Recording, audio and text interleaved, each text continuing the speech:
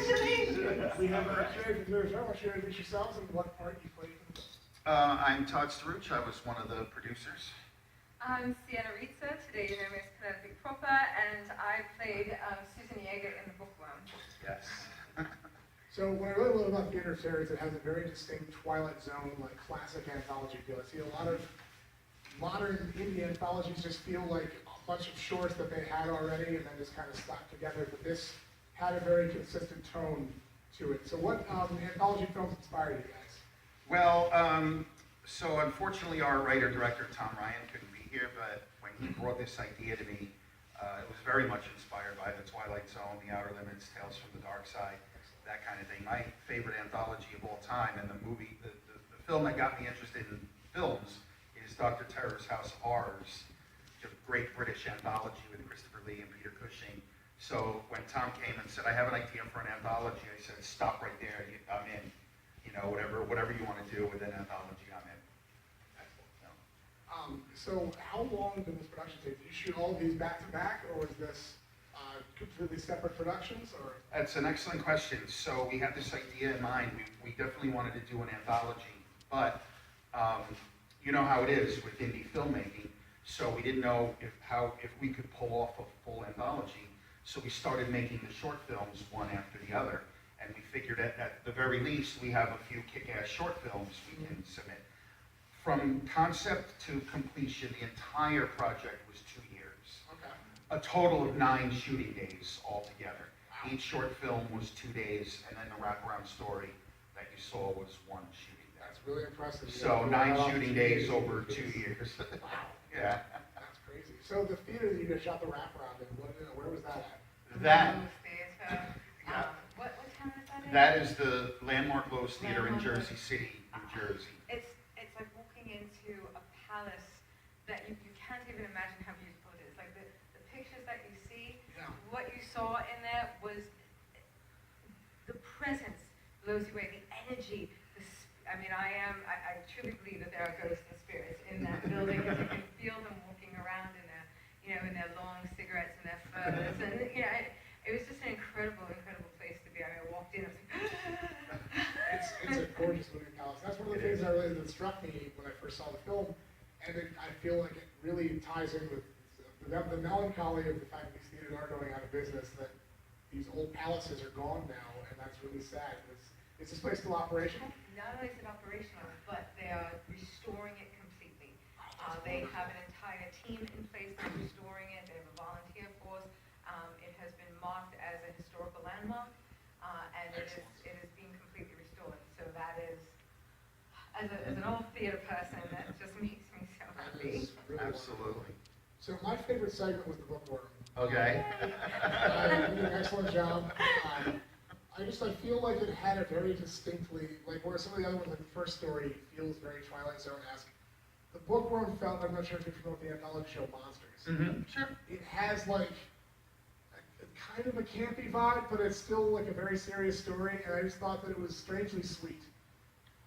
Well, it's a love story at the end of the day, Yeah. If you think about it, and it's really just about people, I'm always curious what people's favorite segment is. So part of what we were going for, and I'll give this away, although Tom will kill me because it's an Easter egg that's on our Blu-ray. But if you notice, like all the oil paintings that we shot at this gorgeous library in Glenridge, New Jersey. So the idea is all the people in those paintings are the people who turned into these bookworms. I was actually my next question. Right, so now they kind of live in this secluded space, but Yeah. they're all together and they're happy because they like being secluded. So that was the idea. Well, that's what I liked about it, was that it never felt like it was a menace. It was, it was almost like a very peaceful process where he's being turned, and the woman, it's just, we belong here together. I thought that was really cool. That was another gorgeous location. Where did you shoot that? I love that one. That's the Glenridge Public Library in Glenridge, New Jersey. And again, Tom did a bunch of scouting, and all libraries today have all these metal racks. It's all just new. They're one of the few that just have the old style wood shelves, It looks right? like an old mansion study. Yeah, that's and what we those like. paintings that he was talking about, those paintings, the oil paintings, they were already part of the library. Right. Oh, They they were were already yeah, there. yeah. We didn't bring them in at all. Only the little ones were brought in of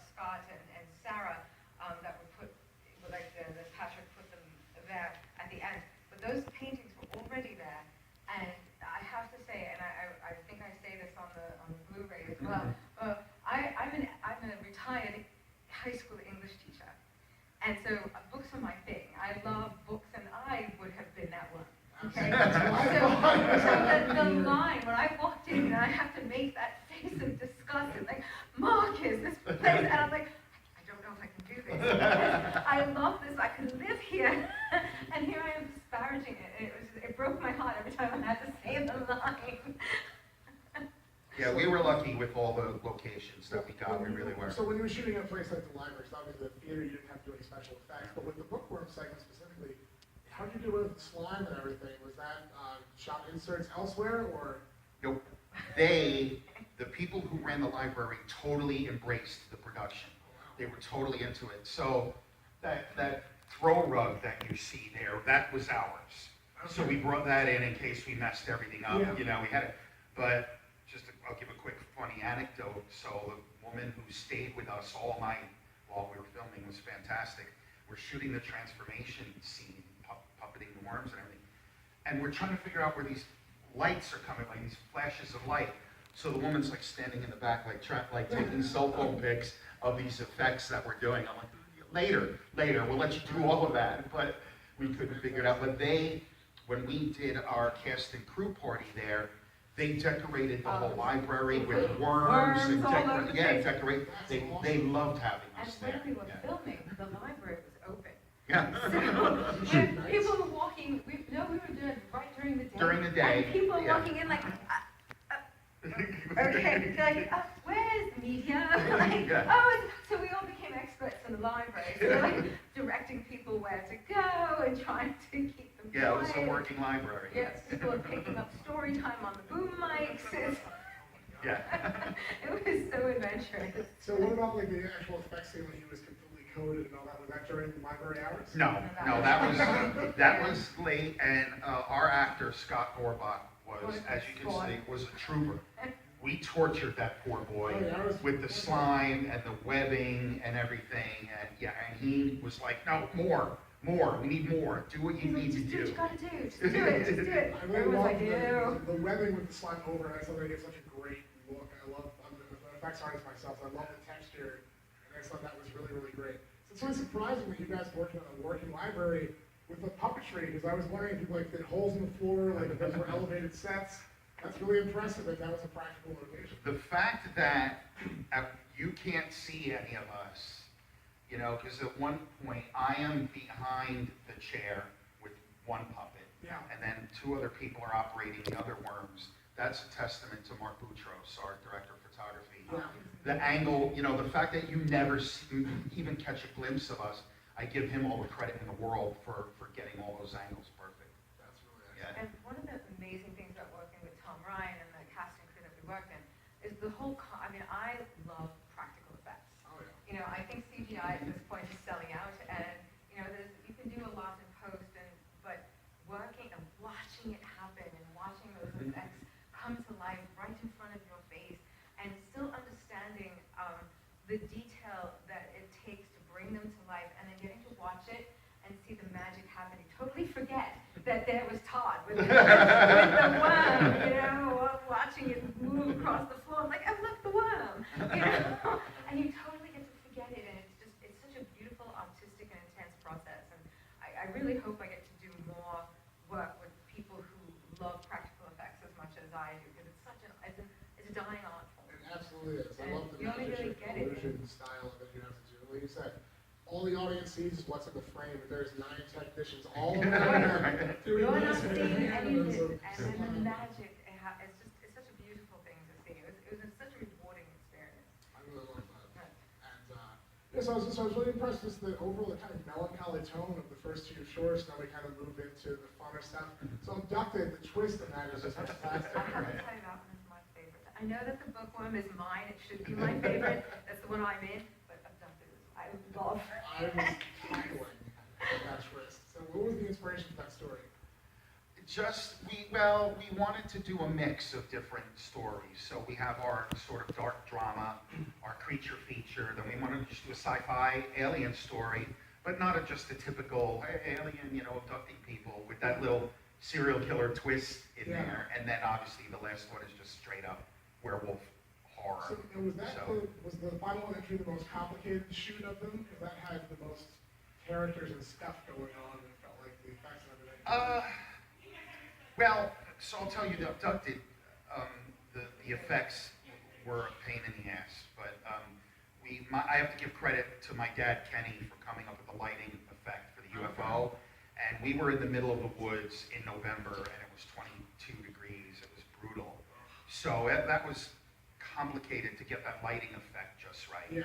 And then Endangered, Mike Scardillo did the blood and the gore effect. Yeah. And then Beatrice Sniper did the werewolf face effects, you know, and so it was a lot of moving parts, but again, as Cienna said, we had an amazing crew who did all of that. So we have the effects artists on set there doing their thing when they need to do it, and I'm always amazed myself at how simple some of the effects really are. Yeah.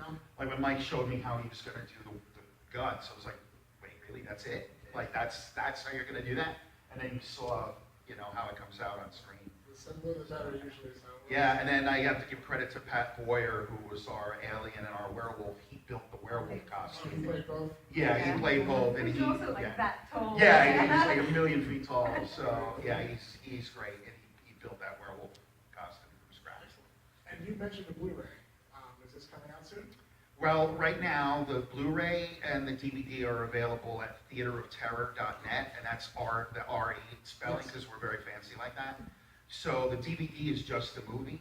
The Blu-ray, obviously you get a Blu-ray with the quality, but we have about an hour and 20 minutes of cast and crew commentary and how we did a lot of the effects and behind the scenes. And there's little Easter eggs in each film that tie each of them together. So, and I'm not giving away any more of those. So, I would say it was like no bloopers on ours because it was seamless. yeah, I tell you what, I was almost disappointed by that because I wanted to have a good blooper reel. There are a couple, I'll tell you one, there's one part in the mansions for the memorial, Yes. right? So we're shooting this, you know, the traveling camera through the screen. I had to get one of our actors a ride to the train station. I come back to the mansion. I'm waiting forever outside. And I'm looking and I'm like, okay, I don't see anything. And so I open the door and I go in, and here they come around the corner with the camera. And here I am like, oh, I fucked that up, like, God. So, but you're you're right, we did not, and that's a testament to all of you guys. Like, you all nailed your lines, and everything just worked, you know, just Really worked. solid performance all around. This is a really, really solid movie. Thank you. I'm not used to seeing that in Indian apologies. I was very impressed. Thank you. Do you have any questions for you guys about the film? Yes, sir. What was the most difficult segment to film? Probably Abducted, just because the temperature, and we filmed down in South Jersey. When I say we were in the middle of the woods, we were in the middle of the woods, like 300 or 400 feet from being able to see any house or anything. And it was cold and it was damp. It worked to our advantage, though, as you could see, because we got a great effect of the reflection of the light off the fog. So it was worth it. But my dad and I, we froze. Like, I couldn't feel my feet by the end of the night. So so you were lucky. You filmed everything inside. Like, Not like nice. that, but it was the Oh, it was summer, too, beautiful, and we you know. filmed But yeah, so probably light. Abducted was probably the most difficult for my standpoint, anyway. I don't know if you answered this already. What was your favorite to film of the movies? My personal favorite is Abducted, simply because we suffered so much. But what we saw, like, I personally think that the lighting effect for the UFO came out really well. Like, people, that's the #1 question we get is, how did you do it? Did you actually build a UFO? And I will never tell. But that was the most difficult, but the most fun. Yeah, I only filmed Right, one, yeah. so, Right. but I mean, the filming process for the Bookworm was amazing. I mean, it wasn't my first rodeo, but it was my favorite rodeo. You know, it really was. It was seamless. It was a beautiful location. You know, Tom is a tough director. He's very exacting. He knows what he wants. He's an artist. He has a vision, and he's very efficient. And it was really wonderful to work with someone who had such construction to their vision and understood what they wanted in sequence, how it was going to be, and it took a lot of the guesswork out for the crew and the cast, and it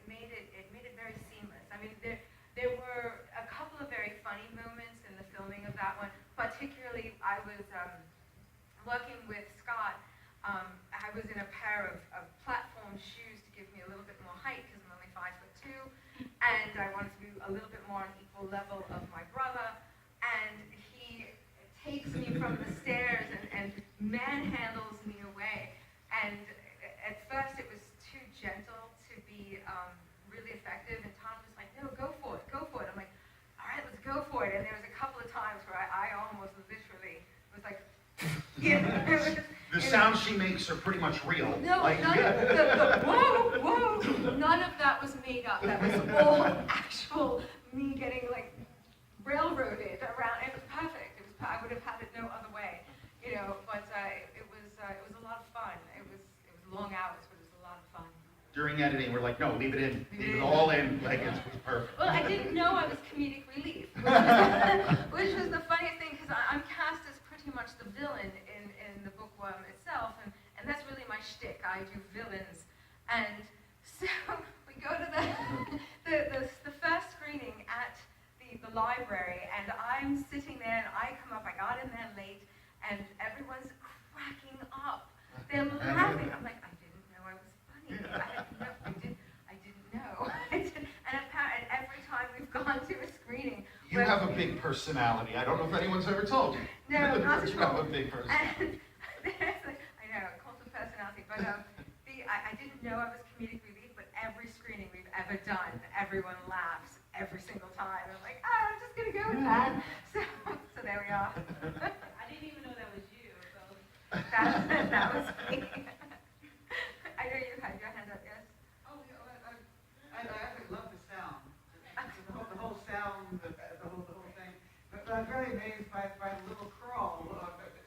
Was that meant to be a comedic touch? Right, all the on Easter eggs that are in the Streams like all the crawl. stories. I'm reading to find out what's going on with the story. Apparently I reported my brother missing. Yeah. Which I never got to see until we screened it at the big theater for the big premiere. I'm like, look at that! I'm trying not to read it out loud in the middle of the theater. It was really, my mother, however, had no problem reading it quite loudly out loud at the premiere, so it was great. Good stuff. Anyone else? Questions? Any final thoughts you'd like to share? No, just thank you everyone for coming out to check out the movie. Again, go to our website, theaterofterror.net, and you can find more information, you know, and we're starting to think about our next projects. So we got a lot of stuff in the pipeline, and we just appreciate support for indie filmmaking. That was my final thought. Support indie filmmaking, because this indie film is where the most creative stories are happening. You can spend your money in Hollywood, but at the end of the day, the grassroots effort of indie film is the heart of artistic endeavor. And support it. Support it in any way you can. Give money, go to the shows, support your local artists, and be part of the indie film world. It's around the corner, anywhere you live. Woo! Well said. So is there a multiplex of terror coming next? That would be fun. We'll see. Thanks a lot, Mike. Very good. Thank you so much. All right. Good man.